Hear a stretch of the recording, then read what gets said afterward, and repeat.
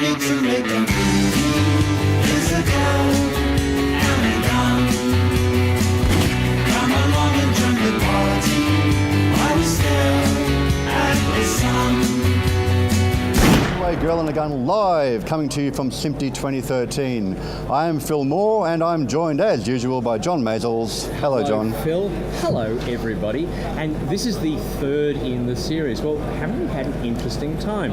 The first one of these, we started off with no playback devices, and we did half an hour of live television because the 6 o'clock news goes to... Well, the 1:15 news goes to... Yep. Yeah, absolutely. Our 6 o'clock. And then yesterday, everything went pretty well for the most part. It went really well until we discovered at the end that we hadn't actually gone into record on the tape. No, if you watched this live, you saw the whole thing, but when you're watching this on playback, you'll miss the first 5 minutes or so. Yeah, the first 5, but by the way, this is exactly what happened. So normally you'd go back and you do the pickup, except, well, everybody got scared and they didn't really tell us until after the show. So if that happens today, we'll recap the beginning at the end of the show after we've finished recording. But hopefully that's not happening today. But the great thing about this is that we're absolutely 100% live here at the SMPTE show, and absolutely anything to be happening. People are still streaming in. I've been out the front, and there's just queues. Today's apparently the busiest day they've had here. One of the stallholders were telling me they're jam-packed today. Absolutely, absolutely. Of course, there's 3 shows happening here at the moment. So as we speak, behind us on the other side of the wall is the security show. On the other side, and we've got NTEC down the other end. Yes, and today's the last day for NTEC. So if you're watching us live and you're in Sydney and you do want to get to NTEC, this afternoon's your last chance. You've got until 6 o'clock to come down here. And you went to the dinner last night. SMPTE did a big bash. Wasn't it fun? Was it? I didn't get to it. Well, I mean, there's the usual sort of backslapping and a bit of speeching, but we had a really good act. Now, you never know what you're going to do when you go to one of these things. In the past, we've had bands. Do you remember 10,000 years ago when you went to a function dinner and you dressed up, you put the frills on, the bow tie, and the showing our age, and you danced. Well, these days, what you do is we had a guy who was just amazing. He was a comedy magician, a guy named Phil Tascam, and he was great. And he did his signature illusion, which is he sliced a tie in half, just in front of everybody. A tie. A tie. Yeah. He went and cut the tie. It was one of the guys in the audience. And with the microphone on it still? The microphone was not. No. But the tie was definitely in 2 pieces. There are photos to prove it. And at the end of the night, the tie miraculously came back together. Magic Velcro. It was more than that. It was seamless. It was quite amazing. So we had a really, really great night. How was the food? The food was really good too. I should have been there. Yeah, you should. So no ads here, but if you go and look up where we did the dinner, it was a great night.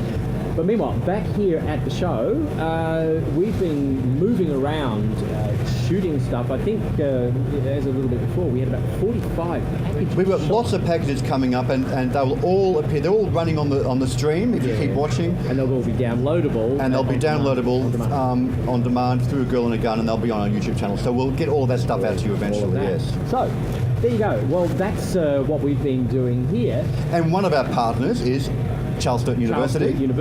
And Matt Olson came up to tell us exactly what's been happening on the Charles Sturt University campus.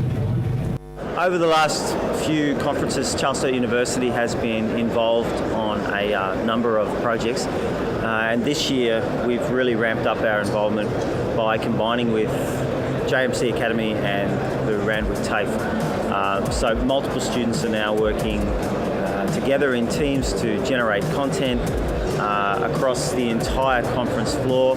We're telling stories about the conference attendees. We're interviewing some of the experts who've been visiting the conference, and we've been covering the conferences themselves in both conference rooms for live streaming and to be pre-recorded so they can be played back on the SMPTE website. So there are students from all 3 institutions working across the entire process. We have students going out in teams, gathering stories on the floor. There are teams working in post-production. There are production management teams working, keeping everything organised and on schedule. We have a full OB crew working. we also have a studio floor in which we're conducting expert interviews and running a daily TV show, and we're streaming to the web. So there are students involved in the IT side of things, making sure that the content gets to air, gets to the web so you can see it at home. Hello, welcome back to A Girl and a Gun. I'm Phil Moore, and this show is normally produced through Sydney Institute Film Academy, which is part of Randwick TAFE, and we have with us today one of our fellow teachers, Richard Wilmot. Hello, Richard. Hi, how are you? You teach cinematography at our college. Yes, I do. But you're here today wearing a different hat. That's right. Today I'm here, I'm manning the Australian Cinematographers Society has a booth here, and I've been a member since 1981. Now, tell why would you join the Australian Cinematographers Society? Who joins and for what reason? Okay, there's a multitude of reasons to join. I think the great thing about the Australian Cinematographers Society, and an important thing to remember is that there are cinematography societies around the world. You know, So we're the ACS. Correct. America's the ASC. American Society of Cinematographers. Yeah, and there's a British and Hong Kong one. Yeah. Italian, Danish, goes on and on. But the great thing about the ACS is that it doesn't matter if you're a student or you're a highly accredited director of photography. There is this amazing interchange and exchange of information. And we have a multitude of drop-in evenings. There's publications. There's all sorts of. Well, we've got the magazine here. Just grab the latest issue. Is that on mine? It's in front of you. Yeah. There was a bit of television stuff. I thought I'd get that away from the microphone. Okay. I know you're a cinematographer, and I know So who cares about sound? Who cares about sound? Yeah, get away. That's audio. The magazine there. So that's the latest issue from the society. Yeah. Yes. So the ACS is trying to get your attention. He's trying to get your attention. It's that camera. So hang on, let me explain this. Okay, so you're a cinematographer. Yes. That's a camera. Ah, okay, there you go. okay. Floor manager. It's usually on the other side, though. You see. That's Yeah, right. I'm not used to this side. So we have great drop-in evenings. So as a young, I joined as a student, as I said, in 1981, and you'll go along, and there'll be Australia has 5 Academy Award-winning directors of photography who are all accredited ACS members, and you can be at a drop-in evening, you can be at an award ceremony, and you'll be talking to the John Seals, the Russell Boys, the Dean Semlers, the Dion Beebes. Yeah. It's this very, as I always say, it's a very inclusive society versus exclusive. And this is probably like the same as we experience in the Society of Motion Picture and Television Engineers in SMPTE, in that when you're a member of the society, nobody's saying, look, don't you know who I am? They're saying, hi, we're all in this together. What is it you want to know? What can I help you with? Exactly, and there's a lot of the thing I find most members like is there's a lot of great war stories. Yeah. It's not just it's not just about the GAC, and it's not about geek speak. It's there's some great on-set stories. Well, talking of war stories, you've recently been on the shoot for Underbelly, the new series Squizzy, yeah? Squizzy, correct. And you probably got a lot of war stories from that. What can you tell us about that series? Well, the thing that was so great about Underbelly Squizzy was set between 1914 and 1927. So always shooting period drama presents certain issues, because there you are shooting in Melbourne in the year 2012, and there's a lot of infrastructure that has grown in almost 100 years. So there's always things you have to avoid, but thanks to green screen and CGI, you can get rid of a lot of it. Right. So you've got the trams going past, but you can paint that out. Exactly. Yeah. So there's a lot of posts going on, even in an Australian TV series of that kind. Well, we have Scott Zero doing a lot of the post, and who's a bit of a wizard, and I go to a lot of trouble to make sure, particularly, I want to make sure most of the actors are against green screen. And because a lot of the other things they can paint out. Actually, as a cinematographer, as a guy on the set who's shooting the thing, what's your take on when there is a lot of post-production visual effects, green screen work being done? How do you work with that collaboration?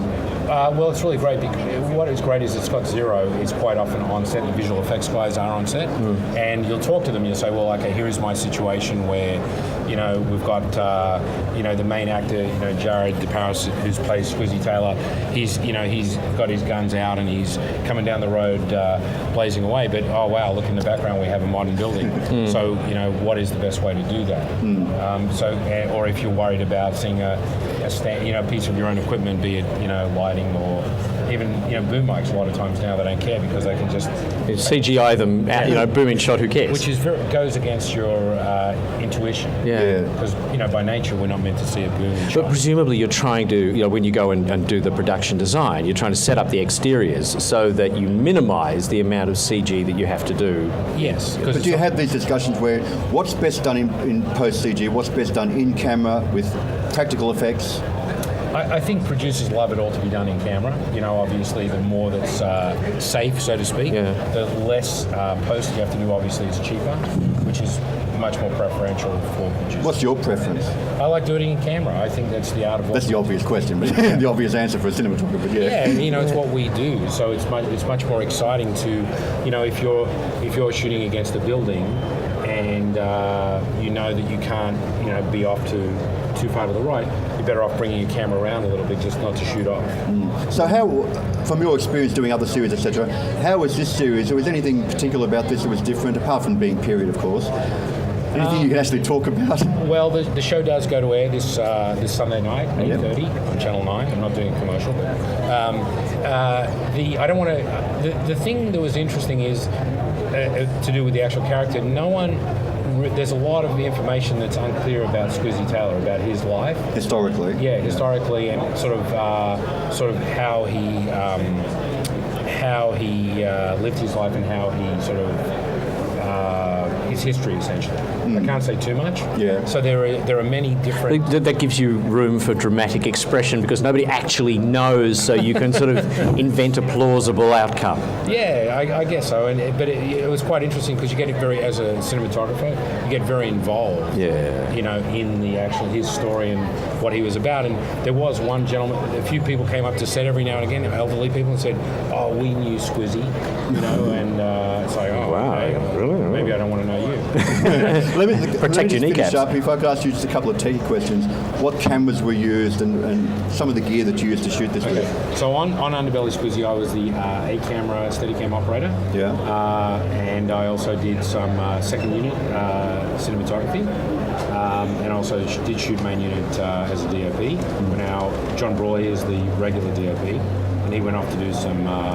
We basically had two main units running at the same time. Right. We were shooting on Red Epics, and we pretty much had two Epics running all the time. We had a third one on the Steadicam standing by, and we did use a lot of Steadicam, which was interesting from a sort of a green screen point of view, because all of a sudden it wasn't just working on one plane. All of a sudden we were looking 360, so that was a challenge for the backgrounds. And we also had a couple of Black Magics at our disposal. With the Mark 1s, the Blackmagic cinema cameras. Yeah, exactly. So we had two of those, which was nice. So we could squeeze them. Quite often we had maybe sometimes 4 or 5 cameras running on a set. Oh, okay. Wow. Thank you very much for joining us. I'd love to talk to you more. In fact, I might get you on our regular show. We to talk will. more We'll about bring you. this. We'll bring you on the regular Girl and a Gun. We'll have you back on this very couch. Wow. Okay. Well, And we're going to a break. A quick little break. We'll be right back real soon.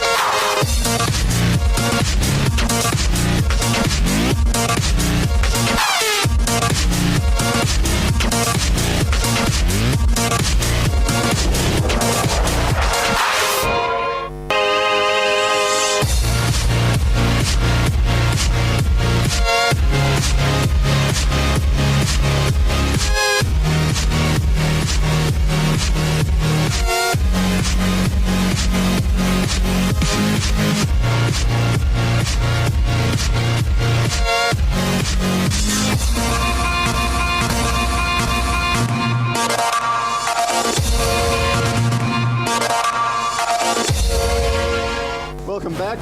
Look, many of you out there are probably used to using a DSLR camera like this. This is a Canon 5D Mark III. We have the 7D at our college, for example. Here is a new bit of kit that's been attached to this camera. Any of you using these cameras, you know that the sound that's built into these, while the images are great, the sound is awful. The built-in sound of these cameras is pretty awful. They've just got a standard microphone, haven't they? Like whatever the microphone is in the camera. Yeah, so you've always got to have some alternative sound solution. And usually it's done as a second system with a separate recorder of some kind. Well, Tascam... Didn't Canon think that they could actually whack some XLRs on the back? I mean... Well, yes, right. Tascam have given us a solution for this now. There's your XLRs. The beauty of this is, well, we've got Simon here from Tascam to tell us about it. Here you go. Tell me about this new bit of gear we've got here. Well, the DR60 it's essentially a one box solution. As you pointed out, you get great video out of a DSLR these days. But as you point out, you can't generally use your own mics. We're talking, maybe a shotgun mic or a great big dead cat on a pole. Yeah. The DR60 allows you to integrate with your DSLR 4 tracks of broadcast quality audio. Yeah, so we've got 2 XLRs. Yep. Plus 2, 3 and 4 with a mini jack here, which you can take from whatever other source, maybe a radio receiver, line level or whatever. Yep. Whatever. Even out of your camera itself, if you want a backup track or a backup record or something like that, you can actually run line out of your camera into maybe 3 and 4 as a separate. Well, the beauty of that is that you can actually get the exact sound that the camera is getting, whatever quality that is. So if you're going to sync it later in pluralize or something, you've got a waveform that's perfectly matched. That it'll easily be able to match exactly them up. Right. Yeah. Some of the other cool features about the DR60 is that you've got 2 seconds of pre-record, so that if you're a bit slow to react or if things are happening quickly and you don't hit the record button in time, you've got a 2-second buffer there. Right, so it's a pre-roll on there. Yep.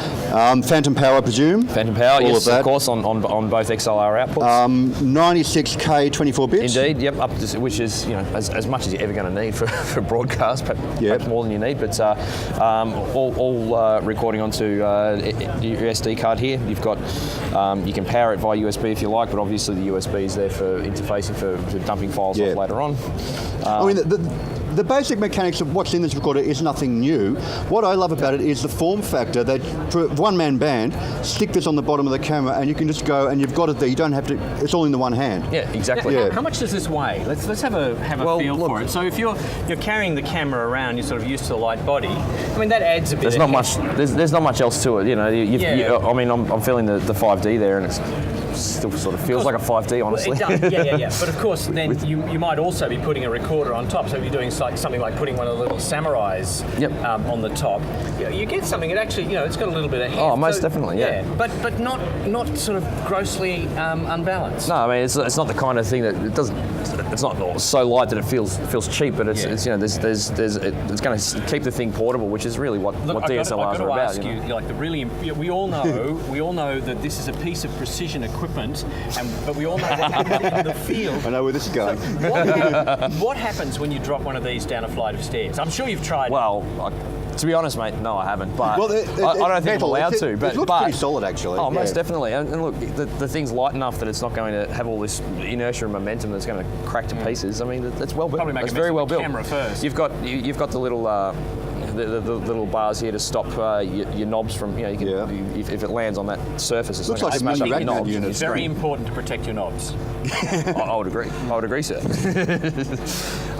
Look, you could probably expect about maybe 4 hours of normal use out of the DR60, I suppose. When I say normal use, that's the 4-hour battery life is going to change with Phantom power if you're using Phantom on 1 channel or 2 channels. Does the battery come out?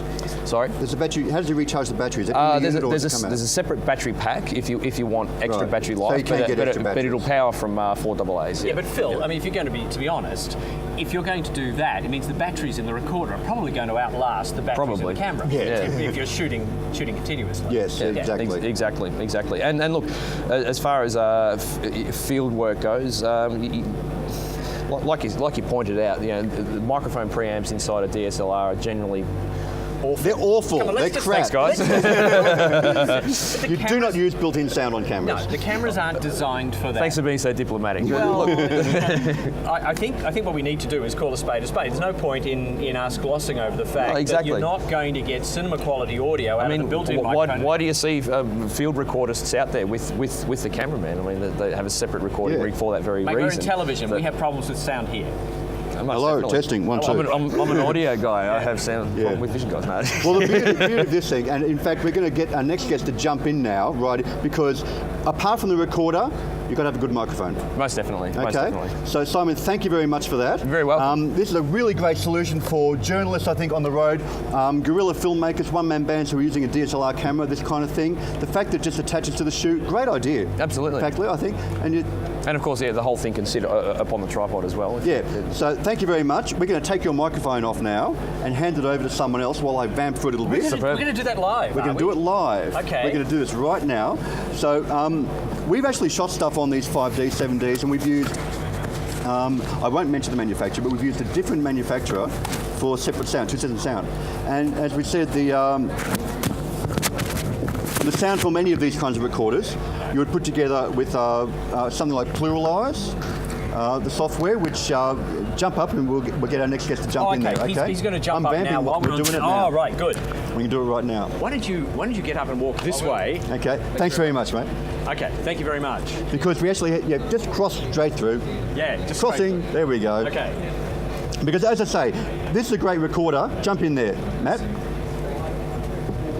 We have Mitchel here with us That's correct. from Jands, and he's got a Shure microphone. Look, I was really impressed when I saw this, which comes from Lee Mac, in fact. You can get all of this stuff from Lee Mac. And if you're in this business, you know who Lee Mac are, don't you? One of the top hiring and salespeople certainly in New South Wales. Look, this really intrigued me. This one in particular. Let's start with this one. Sure. This is the kind of microphone, if you're a one-man band, you'll stick on the top of one of these sort of cameras, yeah? Yeah, exactly. They're small, a condenser mic. Yeah, so essentially it's a shotgun microphone, Yeah. right? So if we take the foam off here, it looks like a shotgun microphone, Yeah. interference tube, capsule, all that kind of stuff. It's low bar, so it is actually a proper shotgun microphone, but then it goes to supercardioid after its cornering frequency. Normal shotgun rules apply. And this is what we're sort of used to seeing, microphones like this, really good quality portable ones that you can put on top of the camera. That's correct. And you're just about to come out with this one. This is a prototype or a pre-release model. Yeah, it's just a pre-release model. These have actually just been released. We just got the documentation for this stuff. Hang on, they look today. almost the same. What's They the do difference? look almost the same. The difference between these two is essentially this one has a micro SD card in it, so you can actually do all your recording on the microphone itself. Right. So that way you don't have to have something like that if you just wanted to quickly pick up the camera and head out because you didn't have time to grab all your gear. You just wanted to take a quick shot of something. You can certainly just chuck this on the top. And you've got some like controls on the back. That's right. Which show you what? Okay, so this will give you a couple of different things. This will give you obviously your audio level. Hold over to this camera here, I think. Which No, camera? Which camera are we pointing yeah, at? yeah, We're that pointing one. at that one. So this will give you your audio level. It'll give you all your gains, so you can make your changes of your gains. It will also give you any tracks that have been recorded previously. You can go in and actually listen to that back. So it also gives you some playback rather than just record functionality.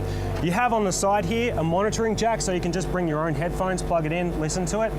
You've got a line level output so that you can go into, or a mic level output so you can go into something like a recorder. Yep. And then you can be recording on this as well as doing a duplicate recording back to something like the Tascam. So if all you need is a single microphone solution, this is a great one. Exactly. If you need something more, if you've got multiple microphones, great, you get a 4-track recorder like that. That's right. But if you could use both at once, as you say. Yeah, exactly. Plug that straight in, so Yeah. you've got both for whatever situation you need. What this is also useful for, and this is something that a product manager told me or the product manager of this product told me at NAB, was he actually used it to be able to just go and record people like this, Yeah. right? So Yeah, you just that's get a pistol grip brilliant. Just and take it off. yeah, exactly. So it's not only just useful for something like strapping it onto the top of the camera, but also for just doing standard recording, so that you can get into someone and you don't have to keep on doing this stuff. You can have it quite low because it's a shotgun style microphone. Yeah. So you can actually you don't have to have it in shot at all. You can Well, I mean, still so, do look, it. in audio terms, seriously, what sort of pattern does this have? How shot is it? It's a shotgun. I don't know what the exact I had aperture of it is, when I was but at Lee Mac it is- yesterday and I yeah. saw this, I had to listen to this. We had this plugged through the camera. Yeah. We wrote it, it's very directional. When it's on shotgun, So like it was really good it's a rejection. really solid Yeah. front front-to-back ratio. Yeah. It is really proper low bar, and then it's got its quartering frequency, and then it goes into supercardioid basically. Yeah. So You get the normal thing with a microphone of this size. It's a bit toppy. There's not a lot of bottom end. That's what you'd expect from a small condenser like this. But for what it's meant for, that's great. Yeah. The directionality, and in here with all the noise going on here, it's like it was really good isolation, I thought. That's right, yeah. And you can get up to 60 dB of gain from this in 1 dB steps as well. So you can really hone in on your gain structure within the microphone. So with the two versions of the microphone, this one has the switches on the back. Correct. Where you can, I mean, it's standard sort of stuff. If it's really loud, you've got a -10. If it's low, you've got +20. Yep. You've also got the flat or bass roll-off switch. Yep, correct. So presumably on this one, and let's just see if we can get a close-up here of the little control panel on the back. And we'll turn it on, was it? Yep. Oh, you see, I haven't seen it turned on yet. So you can just see on that LCD there that you've got indication of what's happening, and then you've got this little joystick here, which it is you what it use is. to drive the settings. That's right. So I guess that's, you know, if you've got this on top of a camera, it's sort of Yeah, well, it's actually not that bad because you can actually have a look at it from far away, and it's bright enough with the backlight there, and you can see a lot from it. So I'm looking at it now, and I can see the metering on there, and I know that, you know, it is actually picking up some audio. We're going to move along. Yeah, no worries. Thank you so much, Mitchell, for coming in. No problems. We've now got a package we're going to show from New Magic. I'm Daryl from New Magic, so we're the master distributor for Blackmagic, and we are responsible for distribution of Blackmagic products in Australia and New Zealand. Blackmagic's been growing as each year goes by. With SMPTE being biannual, of course, it sees a huge jump, so we've gone from a humble 6x6 stand to this larger booth. Due to necessity, really, because we have so many new product ranges that we didn't have 2 years ago, I guess. Okay, so here we have the Decklink cards, which is where Blackmagic started. Obviously they've evolved as time's gone by, and we now support all the way up to the 4K formats. Behind here we also have all the new Thunderbolt products. There's quite a range of Thunderbolt solutions available today. Alright, so here we have the Terranex range of products. So there's two products. We have the Terranex 2D and the Terranex 3D. As you can see here, we've got a feed coming into the Terranex 2D, and we're doing a real-time standards conversion to 4x3. And then also we're taking the original footage that you're seeing in the top monitor here, it's going real-time into the 3D Terranex, and we're converting it to 3D. Unfortunately, you don't have a 3D camera here, but you can probably see that there's the double image there. Okay, so here we have the ATEM 4K, which is actually the world's first 4K switcher. It's shipping now, and as you can see, we've got some high-definition footage coming through the switch and being previewed here in real time. This particular unit is a little different from the other ATEMs in the way that it has a little preview monitor built in there. So here we have the very popular Blackmagic camera range. We no doubt shocked the world when we announced these. Was it last NAB last year? We have the EF camera, which is now shipping, and the MFT, which has started shipping now. We're still chewing through back orders there, but we'll get through that shortly. And then, of course, the two exciting products that everyone's raving about. We have the Pocket camera, which will be shipping hopefully by the end of July. Yeah, as the products evolve, we'll see probably bigger, brighter things as years go by. I can't really comment what will be happening next SMPTE, but you'll have to wait and see. Are we on? Hello, welcome back to A Girl and a Gun live from SMPTE 2013. Are we on? I'm waiting for the cue. How does that work? Okay, but so we're operating here completely with no tally lights, nothing. And we're on, so okay. That was New Magic. We had a look at their stand. We've got lots of packages like that coming up. In fact, we have another one of those coming right up from Olympus. Let's have a look at it right now.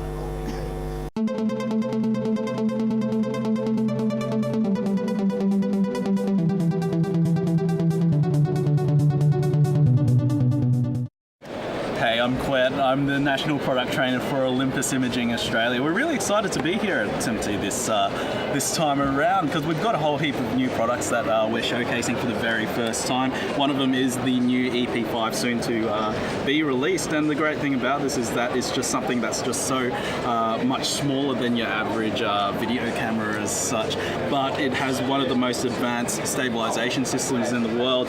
So it actually utilizes a 5-axis image stabilization system, which now stabilizes for vertical and horizontal translational shifts in movement when you're when you're walking around and things like that. So that's a great little feature from our pen range. And as you can see, there's a whole heap of glass that you can get for the series as well. And that's just one of the things that we'll be showcasing at our stand this year.